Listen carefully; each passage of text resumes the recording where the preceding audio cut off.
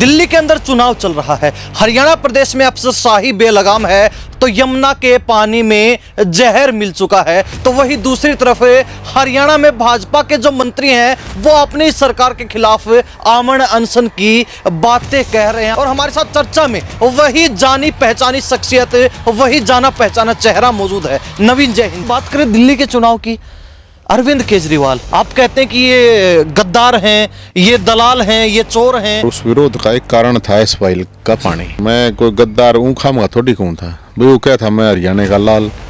तो हरियाणा का लाल तो ये हो गया ना जो पानी भी ना दे, जो हक्का पानी है। नवीन जैन को किसका पलड़ा भारी लग रहा है, क्या लग रहा है मेरी नजर इस बार दिल्ली के अंदर? मेरी नजर थोड़ी कमजोर हो रही है। यमुना नदी के पानी में जहर आ गया। वैसे तो हरियाणा प्रदेश का एसवाइल का पानी नहीं मिल रहा, लेकिन हरियाणा से यमुना नदी का पानी दिल्ली को जरूर मिलता है। अब उसमें हरियाणा वाले जहर मिला रहे क्या? इसका ये बहुत दूरता आदमी है, ये बहुत तुच्छ आदमी है, घटिया लेवल इतना है इसका राजनीति में कि मेरे को तो कई बार ये बड़ा दुख होता है कि इतने साल इस आदमी के लिए लगाए। किसको कह रहे हैं? केजरीवाल को, और किसने वो है दौरते शब्द बड़ा। ये तो एक राजनीति का एक घटिया से घटिया बहुत मैनिपुलेटर अलग तरह का आदमी है। इस पे FIR होगा, इस पे पूछो किसने जहर मिलाया। पानी तो योग कौन सा पीवा है, और ये तो इसके पास तो इसी लेटरिंग है, इसके तो 10 लाख रुपए की बैठ के तक गए उस पे लेटरिंग पे। इस समय हरियाणा प्रदेश में अफसरशाही बेलगाम है, हावी हो चुकी है। जिनको गब्बर बोला जाता है हरियाणा प्रदेश में, अनिल विज, उन्होंने ही अपनी सरकार को चेतावनी दे दी कि चाहे कुछ भी हो जाओ, आमरण अनशन करना पड़े जगजीत डल्लेवाल की तरह, लेकिन पीछे नहीं हटेंगे। एक वीडियो देख रहा था मंत्री जी की, बोला मेरे को तो और मतलब नहीं है किसी से, अम्बाड़ा के लोगों, तो मंत्री से इस्तीफा दे देना चाहिए उसको। बार बार यो रूसना यो वो के गया वो ब्याह का फूफा जी है, वो साहब तो फूफा जी वाले कर रहे हो, रूसा नहीं रहा है सारियाना फूफा जी, तो वो सारियाना ब्याह मान रहे हैं। नवीन जय हिंद एक संगठन, मजबूत संगठन खड़ा कर रहे हैं। कहते हैं कि 100 लोग ऐसे चाहिए जो एम्बुलेंस जैसे हो, फायर ब्रिगेड जैसे, यानी कि 24/7 खड़े रहें, तैयार रहें, किसी भी काम के लिए आड़े रहें। तो हो सकता है कि वो सामाजिक सेवा करते करते राजनीति में भी घुस जाएं धीरे। हाँ, उसमें क्या कोई गलत थोड़ी है। अगर 100 मिल जाएंगे योद्धा तो पार्टी की जरूरत पड़ेगी तो पार्टी बना लेंगे। नहीं, अब नायब सैनी मुख्यमंत्री हैं, कैसी ट्यूनिंग है, कैसे लगते हैं आपको, कैसे मुख्यमंत्री? नहीं ट्यूनिंग नहीं यार, मेरी के बुआ का छोरा। नमस्कार, स्वागत आपका हरियाणा न्यूज 24 पर। मैं हूं प्रिंस लांबा, मेरे से विनीत सिंधु के साथ। दिल्ली के अंदर चुनाव चल रहा है, हरियाणा प्रदेश में अफसरशाही बेलगाम है, तो यमुना के पानी में जहर मिल चुका है। तो वही दूसरी तरफ हरियाणा में भाजपा के जो मंत्री हैं वो अपनी सरकार के खिलाफ आमरण अनशन की बातें कह रहे हैं, आमरण अनशन करने की चेतावनी दे रहे हैं, अपनी ही सरकार को धमकाने का काम कर रहे हैं। ये तमाम मुद्दे हैं जिनको लेकर आज विस्तार से चर्चा करेंगे। और हमारे साथ चर्चा में वही जानी पहचानी शख्सियत, वही जाना पहचाना चेहरा मौजूद है। नवीन जय हिंद जी, जो लगातार हर मुद्दे के ऊपर सरकार को घेरने का काम करते हैं, सरकार को कहीं ना कहीं हर मुद्दे पर घेरते हुए और उसका समाधान करवाने का भी काम करते हैं। चाहे पिछले मुख्यमंत्री मनोहर लाल खट्टर की बात हो, चाहे वर्तमान मुख्यमंत्री नायब सैनी की बात हो, कोई भी मुद्दा क्यों ना हो, अक्सर मुख्यमंत्री के सामने अड़ते हुए और अपनी बात मनवाते हुए नजर आते हैं। जैन साहब, बहुत बहुत स्वागत है हरियाणा न्यूज 24। राम राम भाई, राम राम। बड़े मुद्दे चल रहे हैं आज के दिन, चाहे दिल्ली की बात हो चाहे हरियाणा की बात हो, गर्मा गर्मी का माहौल है। राजनीतिक अक्सर जो है पारा चढ़ा रहता है, सर्दी के अंदर भी गर्माहट अक्सर बनी रहती है। सबसे पहले बात करें दिल्ली के चुनाव की, अरविंद केजरीवाल हरियाणा में रैलियां करते हैं, आप उनका विरोध करते हैं, आप कहते हैं कि ये गद्दार हैं, ये दलाल हैं, ये चोर हैं। अब आप उन्हीं अरविंद केजरीवाल का विरोध दिल्ली जाके क्यों नहीं कर रहे हैं, ये सबसे बड़ा सवाल है। नवीन जय हिंद, जो अरविंद केजरीवाल के पुराने साथी रहे, पुराने हमसफर रहे, लेकिन आज वो विरोध, वैसे तो विरोध करते हैं वैचारिक तौर पर, लेकिन वहां जाके क्यों नहीं कर रहे? नहीं, पहली बात तो ये है कि मैं हरियाणा में जब वो आए थे और उस विरोध का एक कारण था इस वाइल का पानी। मैं कोई गद्दार ऊँखा मुँह थोड़ी कहूँ था भाई, वो क्या था, मैं हरियाणा का लाल। तो हरियाणा का लाल तो ये हो गया ना जो पानी भी ना दे, जो हक्का पानी है। सुप्रीम कोर्ट का जो आदेश है वो मेरा तो आदेश है नहीं, उस पर नहीं बोलेगा तो विरोध कराया भी जाएगा।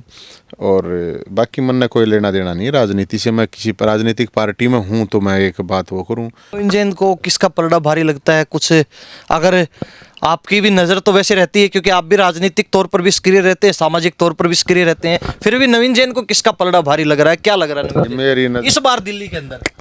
मेरी नज़र थोड़ी कमज़ोर हो रही है, तो इसलिए ना मैं पलड़ा ना मैं कोई सेठ हूँ कि मैं पलड़े तोल दूंगा हूँ आने। ये तो जनता बता देगी जो भी होगा, जो भी सिचुएशन वहाँ पे दिल्ली में हैं चल रही हैं। बस अपना चुनाव है तो मैं तो क्योंकि गया नहीं हूँ दिल्ली, तो मैं तो जब तक नहीं जाकर देखूँगा ये social media Twitter Facebook Instagram से किसी का कोई अंदाज़ा चीज़ों का लगता नहीं है, या कोई सर्वे वगैरह करें। ये तो सारी चीज़ें गलत हो ही चुकी हैं। बीजेपी की 400 बताओ थे, 240-50 कितनी आई थी यार। हरियाणा में इनकी 60 बताओ थे, कांग्रेस वाला की इनकी 35-37 आई है। तो बहुत से जो सर्वे समीकरण हैं वो चुनाव के दौरान ही बनते हैं। वो चुनाव के दौरान के बन जाए के नहीं भाई, मैं तो इसमें क्या बता सकूँ। चलो नवीन जैन विरोध नहीं कर रहे, लेकिन नवीन जैन की जो पूर्व पत्नी रही स्वाति मालीवाल, राज्यसभा सांसद भी हैं, वो तो विरोध में उतरी हुई है सीधे तौर पर। अरे फिर वो दिल्ली की सांसद हैं भाई, करती होंगी, मन ने क्या मतलब है, उन्हें क्या लेना देना ये बात। वो दिल्ली के सांसद हैं, मैं हरियाणा का हूँ मेरे भाई।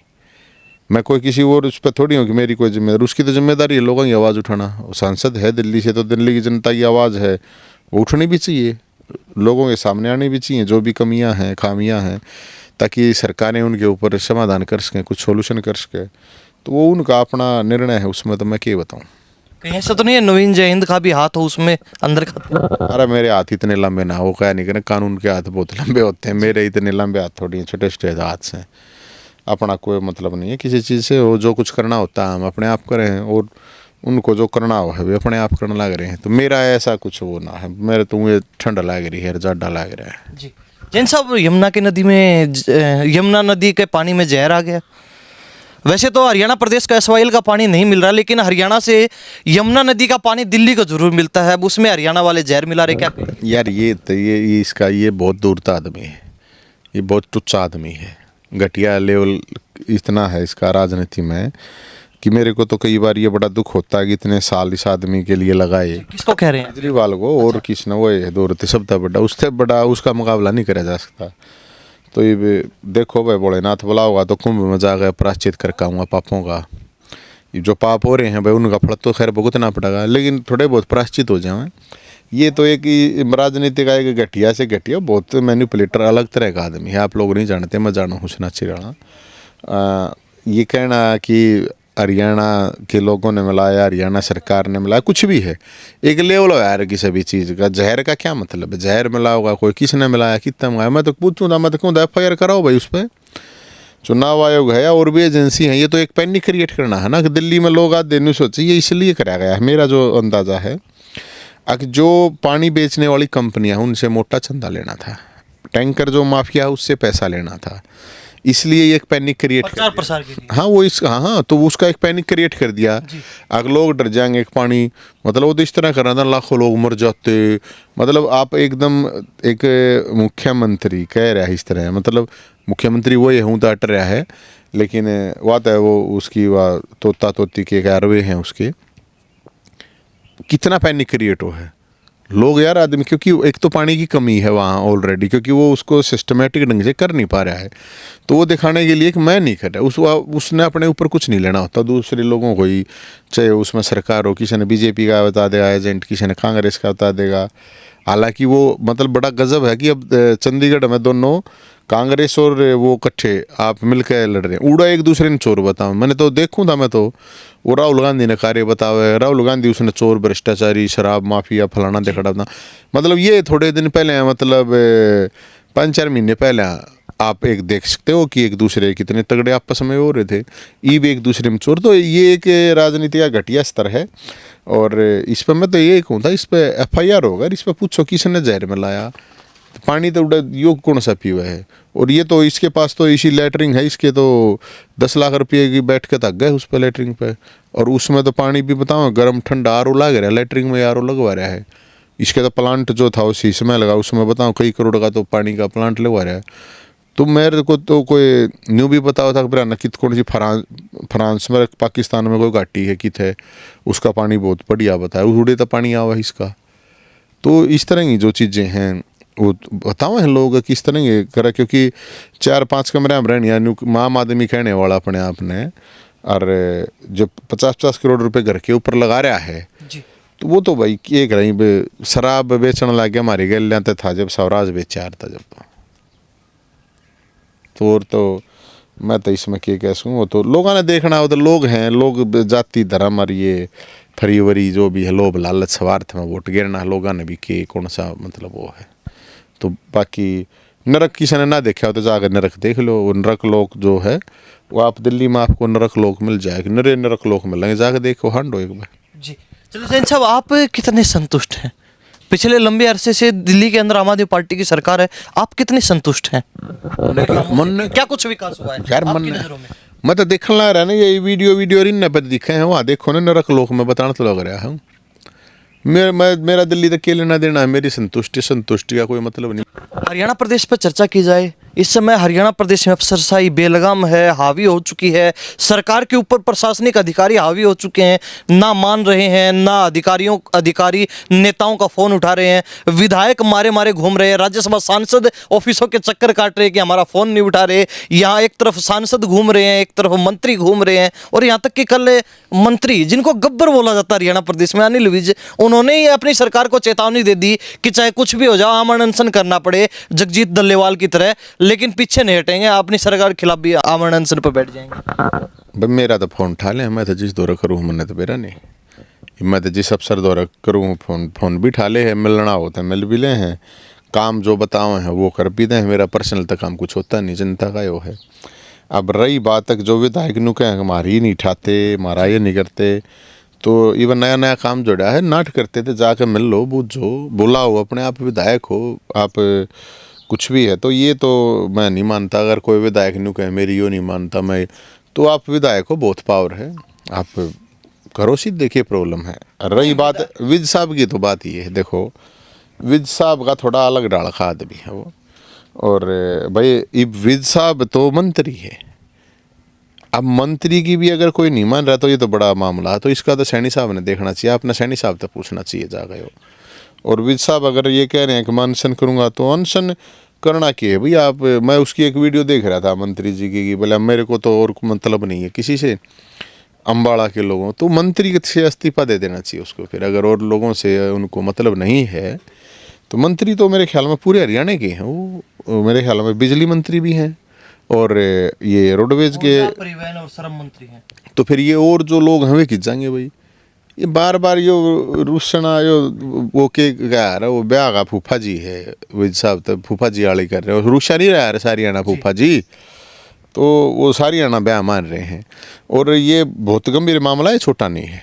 अगर मंत्री जी की बात को नहीं माना जा रहा है, उनके अधिकारी नहीं सुन रहे हैं, वो कहते हैं कि ग्रीवेंस कमेटी में भी मैं नहीं जाऊंगा आगे से, क्योंकि वहां मैं आदेश दे के आता हूं, अधिकारी उसकी अनुपालना ही नहीं करते, अधिकारी उन आदेशों को मानते नहीं, फिर मेरा फायदा क्या है वहां जाने का। तो फिर बात तो उनकी भी सही है, अगर ऐसा है तो फिर उनको तुरंत मंत्रालय से रिजाइन दे के और अनशन पे बैठ जाना चाहिए, अनशन नहीं तो भाई आंदोलन करना चाहिए, रिजाइन करके मंत्री रहते हुए नहीं बैठे। नहीं मंत्री रहेगा क्या मतलब है, पहले अपना मंत्रालय से तो इस्तीफा देना चाहिए, दे दो है, चाहे मंत्रालय तो ना भी देता इस्तीफा तो भी अपना बैठ जाए अनशन पे, मुख्यमंत्री के घर के बाहर बैठना चाहिए उनको, वो ये तो है ही। अगर भाई काम इसका नहीं करा जाए, जनप्रतिनिधि है कोई भी है, चाहे वो तो पक्ष के हैं, मंत्री हैं, ये वैसे तो फिर विपक्ष वाले जो विधायक हैं मंत्री MP हैं वे नहीं कहेंगे भाई हमारी तो सुनता ही नहीं कोई, तो अप्सरा ही मतलब लगाम होनी चाहिए कि इस तरह अभी नहीं होनी चाहिए, और एक बैलेंस होया अगर इन चीज़ों। आपको लगता है पिछले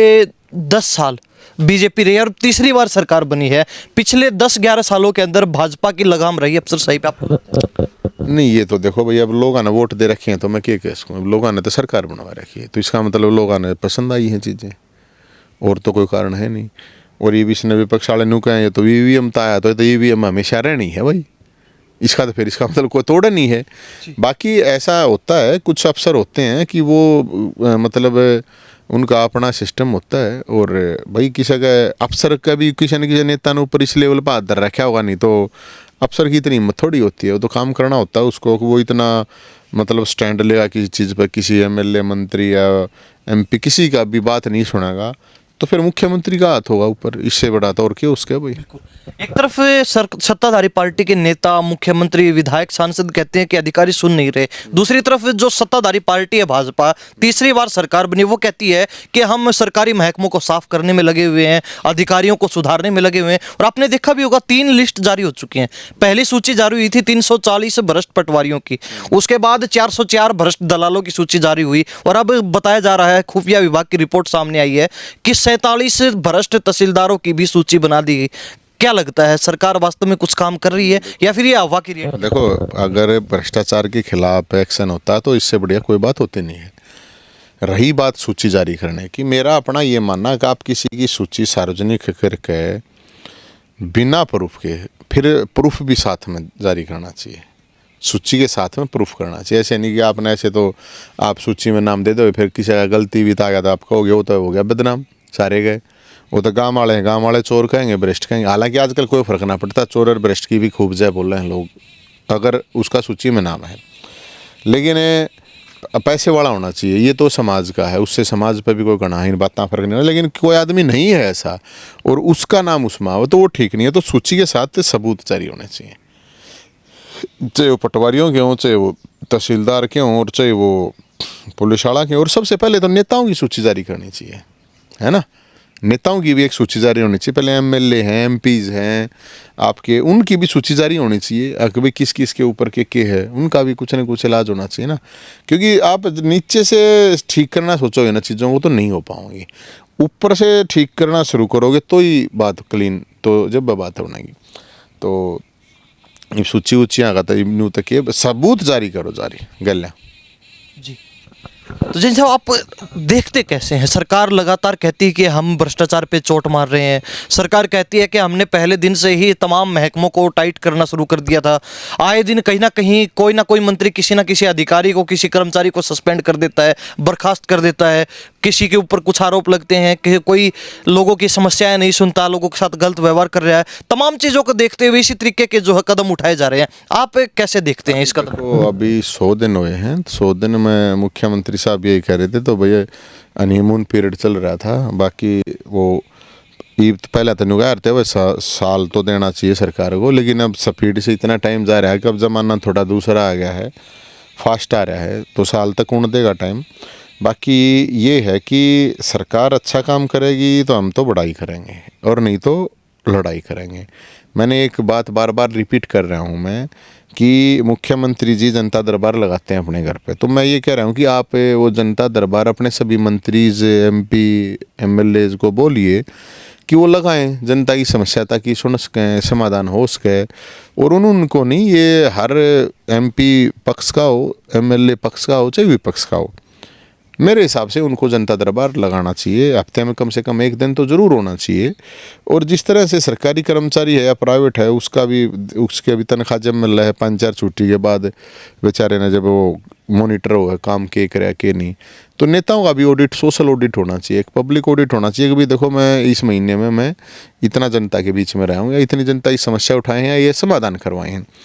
अब काम तो हैं ये जेन्युइन काम तो है, अब राजनीति किस चीज़ पे कर लो।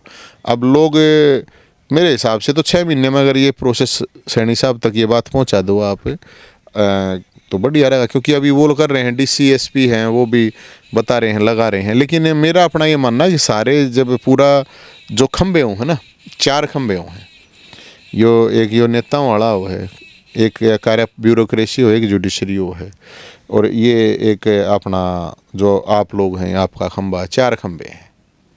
तो अब 4 खंबे में तो ये मानूँ 6 महीने अगर लग के काम करते तो 80% तो समस्याओं का समाधान हो जाएगा। आप कैसे देख रहे हैं पहले 100 दिनों को सरकार के, कैसे देख रहे हैं? कुछ काम हुआ आपकी नज़रों में? सरकार कुछ खरा उतरी उम्मीदों के ऊपर? आप जो उम्मीद लगा रहे थे, सरकार तीसरी बार बनी, कि ये काम तो कम से कम 100 दिन के अंदर हो ही जाएंगे, आपको लगता है कि कुछ सुधार हुआ है? भाई हम तो एक उस चीज़ के लिए आंदोलन कर रहे थे पिछले 2-3 साल से, 25,000 जो नौकरियों का इशू था उनके ऊपर, वो लिस्ट इन्होंने लगा दी थी, आते हैं इनके नाम का भंडारा कर दिया था।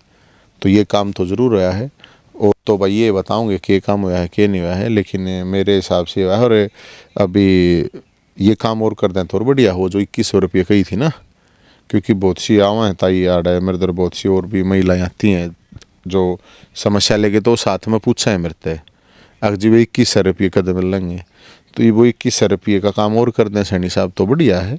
जो चीज़ें उन्होंने घोषणा कर रखी हैं उनको कर दें। टाइम बाउंड होना चाहिए घोषणा होगा, ये नहीं है कि भाई मैं तो जाकर चुनाव होगा जब अगला जब देखेंगे। तो काम तो यही है कि भाई ये नौकरी जो दी गई है अच्छा काम करा है, और हमने तो उसका भंडारा भी ला दिया था। और भाई आगे भी यही है कि जो काम आपने जो मैनिफेस्टो में जो वोट रखी हैं, जो कह रखी हैं, जो मोटी मोटी बातें थी, तो वो सारी चीज़ें होनी चाहिए। सीईटी का है जो, अगर सीईटी जो है उन्होंने कही थी कि भाई अब हो जाएगा, अभी तक कोई प्रोसेस मेरे ख्याल में हो नहीं पाया है। तो इस तरह की जो चीज़ें हैं टाइम बाउंड होनी चाहिए। कोई भी जो घोषणाएं थे, मैं तो शुरू में एक चीज़ कह रहा था कि भाई जब तक टाइम बाउंड नहीं होगा, जब तक कोई भी प्रॉब्लम का सोल्यूशन का कोई मैकेनिज्म नहीं क्रिएट करोगे, तब तक कोई फ़ायदा नहीं है। लोग न्यू धक्के खाए जाएंगे, उस चीज़ का फ़ायदा क्या है। पीपीपी यानी कि परिवार पहचान पत्र पे हाईकोर्ट का फैसला है, आपने देखा होगा। उसको कंपलसरी से हटाकर ऑप्शनल में डाल दिया है कि जो फैमिली आईडी है वो कोई कंपलसरी डॉक्यूमेंट नहीं है, सरकार को इसको जो ऑप्शनल में डालना चाहिए।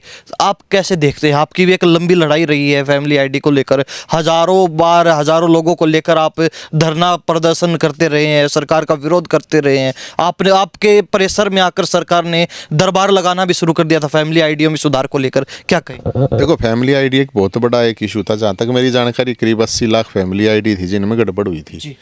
और ये भी रह रही होंगी, 2-4 लाख तो ज़रूर रह रही होंगी, क्योंकि लास्ट जब अपडेट हमने लिया था तो 70 लाख के आसपास ठीक हुई थी।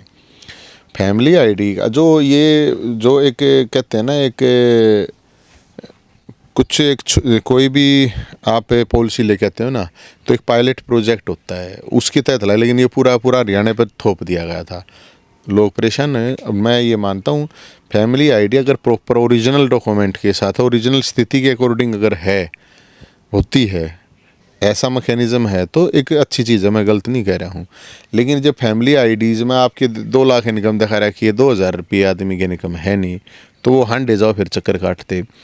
फैमिली आईडी होनी चाहिए बिल्कुल एग्जैक्ट मतलब प्रूफ के साथ कि हाँ ये चीज़ें हैं, ताकि उसका। और ये हाई कोर्ट ने जो ऑप्शनल दिया है, तो ये तो एक अलग मैटर है कोर्ट का, इसमें तो मैंने क्या कहना। हाई कोर्ट ने दे दिया तो दे दिया, मैं मेरी बात का तो उसमें कोई फिर वैल्यू नहीं। फैसला उचित मानते हैं नहीं? फैसला तो यार हाई कोर्ट सुप्रीम कोर्ट दें, उनके कौन मानना है कितने मानना, फैसला इस वाइल का दे रखा है ना सुप्रीम कोर्ट ना, क्या पानी तो वो कोर्ट काट के फैसला ना दे, सरकार अपने आप घुमा थुमा दिया रहा, कोई इतना बड़ा वो सरकार ने देखना हो कि। लेकिन मेरा अपना मामला फैमिली आईडी अगर प्रॉपर तरीके से ओरिजिनल वे में हो, फैक्ट के साथ हो, तो ठीक है, नहीं तो फिर ठीक है अपना। चलते चलते और बता दीजिए, सुना है नवीन जैन पार्टी बना रहे, संगठन खड़ा कर रहे? यार मन ने तो एक बात कही थी, पार्टी या इसी चला दी। मन ने ये कही थी कि भाई 100 लोग चाहिए, 100 योद्धा, उन आइडेंटिफाई करें। यार 1000 आदमियों ने बातचीत करूँगा मिलूँगा जा कि, तो जब जा गए एक आदमी दिखेगा उसमें, तो 100 थोड़े नहीं होते हैं, न्यू थोड़ी हैं यार, वो कोई अद्धे पुवे में देकर बुलाने हैं। ऐसे लोग जो लड़ाई लड़ सकें उस तरह की आइडेंटिफाई करें कुछ लोगों को। और हमने 23 जनवरी को ये शुरू करा था अपना ये 70 27 822 822 से हमारा नंबर है, इस पर लोग कॉल करते हैं। इसके बाद फिर हम वापस कॉल करते हैं। और जय हिंद सेना एक संगठन, हम तो एक कोशिश कर रहे हैं भाई। अब इतने अलग अलग जगह तो लोग आओ कि जीनता हो कि सारे कि कितने, मैं तो सबका समाधान नहीं कर सकता ना, मैं सारे का जा सकता ना, मेरी इतनी कैपेसिटी। तो कोशिश है कि भाई अगर ढंग के लोग इस तरह के मिल जाते हैं हरियाणा में, तो उन लोगों को अगर 100 मिल जाएंगे योद्धा, तो पार्टी की जरूरत पड़ेगी तो पार्टी बना लेंगे, नहीं तो कम से कम ये जो एमएलए एमपी है इनके ऊपर एक बाज की तरह नजर रखने के लिए भी तो लोग चाहिए भाई। तो मैं यही जानना चाहता हूँ भाई, नवीन जैन एक संगठन, मजबूत संगठन खड़ा कर रहे हैं, कहते हैं कि 100 लोग ऐसे चाहिए जो एम्बुलेंस जैसे हो, फायर ब्रिगेड जैसे, यानी कि 24/7 खड़े रहें, तैयार रहें, किसी भी काम के लिए आड़े रहें। तो हो सकता है कि वो सामाजिक सेवा करते करते राजनीति में भी घुस जाएं धीरे धीरे। हाँ, उसमें क्या कोई गलत थोड़ी है। अब जो राजनीति में हो गलत थोड़ी है, मैं तो कहता नहीं भाई। जिनके पास एक्स्ट्रा समय है, पैसा है, साधन संसाधन है, तो राजनीति में आना चाहिए, कोई प्रॉब्लम नहीं। मनोहर लाल खट्टर मुख्यमंत्री थे उस समय, आपकी ट्यूनिंग बड़ी जबरदस्त थी, बंद कमरे में मुलाकातें होती थी, बंद कमरे में लंच डिनर होता था मनोहर लाल खट्टर के साथ आपका। लेकिन अब नायब सैनी मुख्यमंत्री हैं, कैसी ट्यूनिंग है, कैसे लगते हैं आपको, कैसे मुख्यमंत्री? नहीं ट्यूनिंग ना यार, मेरी के बुआ का छोरा मन ने बता, मेरी ट्यूनिंग का क्या। मुख्यमंत्री आप अच्छा काम करेगा, अच्छा लोगों के साथ वो रहेंगे, तो लोग आप पे जाए बोल नहीं मारे कहे तक ना कहे तक थोड़ी बात होना है। हमारा तो मुद्दों की लड़ाई है, मेरी कोई सीएम के साथ लड़ाई थोड़ी है कि भाई कोई एज ए सीएम पर्सनल लड़ाई है। मुलाकात हुई नहीं हुई आपकी? ना ना, मेरी तो एक मुलाकात हुई थी, मेरी उनके साथ कोई पिछला सीएम था खट्टर साहब, उनके भी साथ कोई एज ए पर्सनल थोड़ी लड़ाई थी, एज ए सीएम लड़ाई थी, क्योंकि सीएम का मतलब होता है कि अल्टीमेट पावर। अब सैनी साहब हैं तो काम बढ़िया करेंगे तो ठीक है, नहीं तो फिर उनके लिए भी लड़ाई है, मन के लेना है भाई बता, मैंने तो लेना नहीं कि मुंह दूर है। और अच्छे काम करेंगे तो हम तो, मैं कोई न्यू थोड़ी एक सरकार ना के गाड़ देता ही हूँ, सरकार अच्छा काम कर रही थी। अच्छा, मेरा ये काम जो है विपक्ष के होते हैं, सरकार से लड़ने के काम विपक्ष के होते हैं, क्योंकि वो पावरफुल है, उसके पास विपक्ष है यार, वो उनके पास तो 35-40 MLA, वो मेरे तो 1000 गुना ताकतवर हैं हर तरह से। हाँ, कहाँ है विपक्ष, कहाँ है? नहीं, विपक्ष अपने घर बैठे रहा होगा, अपनी गुफाओं में होगा जो भी है। और अभी 100 दिन हुए हैं, अभी मैं विपक्ष ने भी कहूँ कि इस तरह की चीज़ें वो भी ठीक नहीं है। बाकी मेरा अपना ये मानना है कि ये विपक्ष के काम है और विपक्ष का ताकतवर होना जरूरी है, उसका सड़क पर उतरना जरूरी है। आज एक ट्रेंड और बन रहा है इसमें ना, एक फेसबुक पर डाल दिया, ट्वीट पर डाल दिया, प्रेस कॉन्फ्रेंस कर दी, यहाँ तक ही एक सिस्टम है। और जब तक किसी इशू को लेके आप एक पूरी कैंपेन नहीं चलाओगे कि पूरा मतलब रोला रबदा सड़क पर नहीं करोगे ना, सोशल मीडिया के रोले से इतना ज़्यादा इम्पैक्ट नहीं पड़ता है, सड़क के उससे इम्पैक्ट पड़ता है। यानी कि इंटरनेट के शेयर बनते हैं। हाँ, सोशल मीडिया के शेर हैं और तो क्या है भाई, सड़क पर जब आप गर्मी में घूमोगे ना 40-45 डिग्री के तापमान पे, या इब्जाडा चल रहा है उसमें, और लोगों की समस्याएं उठाओगे तभी बात बनेगी। और ये जाके भाई कितना मतलब चुनाव के दौरान तो सारे शेर थे मेरे भाई, शेर आया शेर आया शेर आया, ईवे शेर बेरानी की थी जो अगर नागे बाबे आ रहे हैं ना उन्हें माकूम में, और फिर भी दिखा ना रहे हैं बाबे। हाँ, लेकिन ये क्या करे नहीं, अपनी तपस्या कर रहे हैं इन लोगों से, सांसारिक मोह से। ये लोगों के भले के लिए नागे बाबा तो अपनी तपस्या करते हैं कि भाई लोगों का भला हो, धर्म की जय हो, उनके अपना एक तरीका है। ये बेरा ना कौन से बाबे हैं, अब ये दिखते को ना, ये गर्मी में तो पाओगे इनके फोटो कुल्लू मनाली शिमला हिमाचल उत्तराखंड के पहाड़ा में तो पाओ, विदेशा में भी बहुत जावा ही तक है। और भाई जाड्डा में ये पर ना गोवा कहना, बेंगलोर कहना, वो इसी जगह ये बीच बीच पे ये पॉलिटिकल जो बाबे हैं ना, ये इनका बेरा ही नहीं। तो इसीलिए मैं कहता हूँ कि इन लोगों का ध्यान रखना चाहिए। अब तुम्हारा जो MP है, MLA है, या चाहे हारा हुआ भी हो, जिनको वोट दे रखे हैं वो कित हैं, इतना तो ध्यान रहना चाहिए। और एक और चीज़ भी है, आप एक कभी रिसर्च करना, कौन सा MP है हरियाणा में जो अपने ही उसमें जहाँ से है वो वहाँ पे सोता है, वहाँ पे मतलब अपने घर पे रात ने, हाँ अपने हल्के में। अपने किसी विधायक को चेक करो कितने के लोग हैं, मेरे ख्याल में बहुत कम पाओगे। सारे गुड़गांव, दिल्ली, चंडीगढ़ या जो भी है अपने, मेरे ख्याल में तो डे पाओगे। जी जैन साहब, बहुत बहुत धन्यवाद, आपने अपना कीमती समय दिया, खास बात। धन्यवाद, थैंक यू मेरे भाई। तो हमारे साथ नवीन जैन खास बातचीत में थे, तमाम मुद्दों को लेकर विस्तार से चर्चा की और इन्होंने क्लियर कर दिया है हर मुद्दे के ऊपर हर सवाल का जवाब देते हुए। सरकार ने एक काम इनकी नज़रों में अच्छा किया था, जो बच्चों को नौकरियां मिली थी 24-25 हज़ार के आसपास, तो उस समय इन्होंने भंडारा भी सरकार के नाम का लगाया था, क्योंकि बच्चों को नौकरियां मिली। इनका जो मुद्दा था, जो लड़ाई थी, वो सक्सेसफुल रही थी, वो सफल रही थी। लेकिन उसके बाद अब कहते हैं कि सरकार अपने शुरुआती पीरियड में है, तो ऐसे में सरकार को ज़्यादा कोस नहीं सकते। लेकिन कुछ समय बीतेगा, उसके बाद पता चलेगा सरकार की नीयत क्या है, सरकार की नीति क्या है और किस दिशा में सरकार काम कर रही है। उसके बाद सरकार को भी हर मुद्दे पर घेरने का काम करेंगे, डंके की चोट पर जो है सरकार की खिलाफत करने का काम करेंगे। तो इन्हीं सब बातों के साथ हम प्रिंस लांबा, मेरे सहयोगी विनय सिंधु के साथ हरियाणा न्यूज़ 24। नमस्कार, जय हिंद।